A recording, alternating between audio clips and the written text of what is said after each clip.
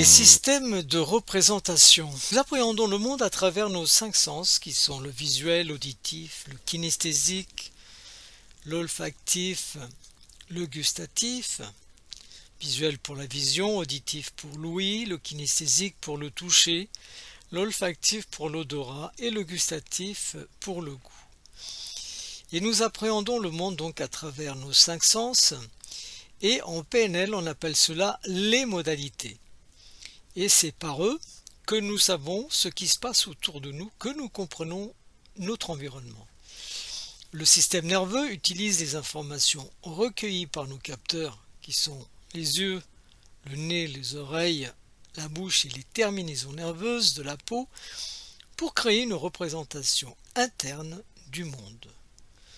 Nous avons vu dans les présupposés que la carte n'est pas le territoire. Donc cette représentation interne n'est pas la réalité.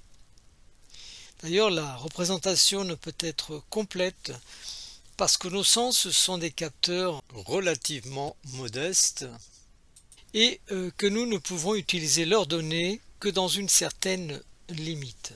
Des animaux, par exemple, ont des capacités beaucoup plus importantes que les nôtres. Si on prend par exemple la chauve-souris pour la vue et le chien pour l'odorat. Nous utilisons donc nos modalités sensorielles avec notre système nerveux pour créer une représentation interne. Et en PNL, cet ensemble est appelé le système de représentation. Quand nous pensons au monde qui nous entoure, nous le faisons en termes d'images, de sons, de sensations, de goût et d'odeur. Le système primaire.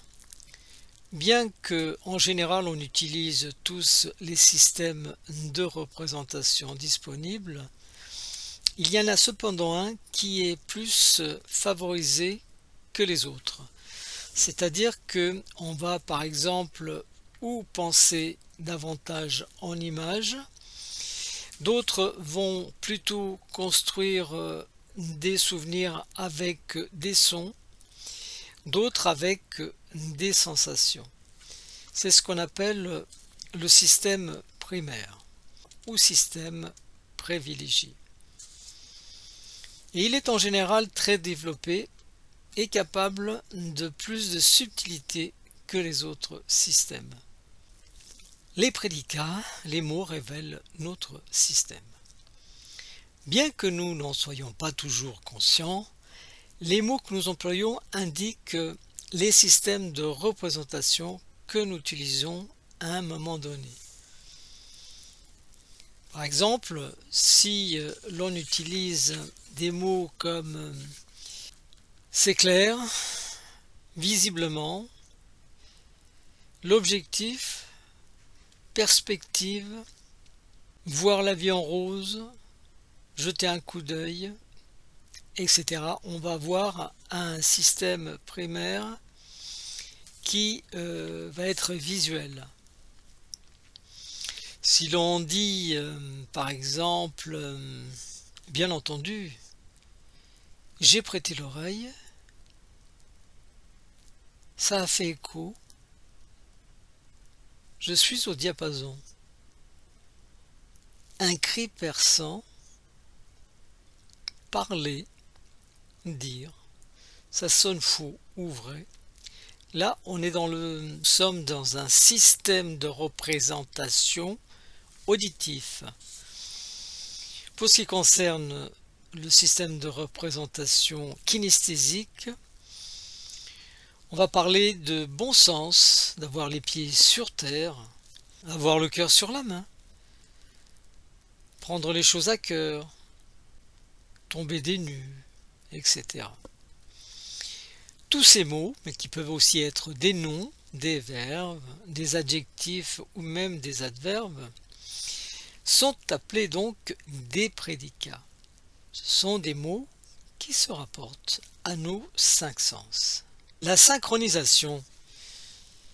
Il est important de connaître le système de représentation primaire de quelqu'un de façon à l'utiliser pour communiquer. Les 4 piliers de la PNL, nous avons vu qu'il y avait le rapport. Pour créer le rapport, nous allons avoir besoin de la synchronisation. La communication est énormément facilitée parce qu'alors nous parlons littéralement le langage de notre interlocuteur, c'est-à-dire le langage qu'il utilise pour penser. Un système de représentation visuelle, par exemple, nous allons le suivre sur le même terrain pour créer le rapport. Et pour cela, on utilise les mêmes prédicats.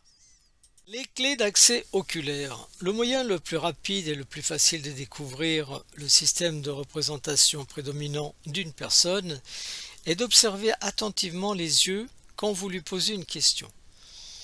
On pourrait penser que le mouvement des yeux est du hasard, mais en fait il indique clairement le système de représentation que quelqu'un utilise à un instant donné. Et lorsque la modalité change, la direction du regard change aussi. S'il utilise un système de représentation auditif, on le jaunera sur ce système. Et s'il utilise un système de représentation kinesthésique, nous ferons de même pour pouvoir créer le rapport. Nous verrons plus loin que nous allons, pour créer le rapport, rajouter d'autres techniques. Les personnes regardent en haut quand elles font appel à un processus visuel. Quand elles regardent en haut à gauche, elles se souviennent d'une image qu'elles ont déjà vue.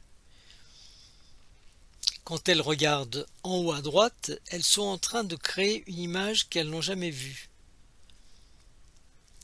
Quand leurs yeux bougent horizontalement vers la gauche, elles évoquent un son qu'elles ont déjà entendu. Et quand elles regardent à droite, elles entendent un son inhabituel ou créé. Quand quelqu'un regarde en bas à gauche, il est à l'écoute de son dialogue interne. La plupart d'entre nous connaissent cette voix interne comme un commentaire de la vie telle qu'elle s'écoule. Quand les personnes regardent en bas à leur droite, elles font appel à leurs sensations.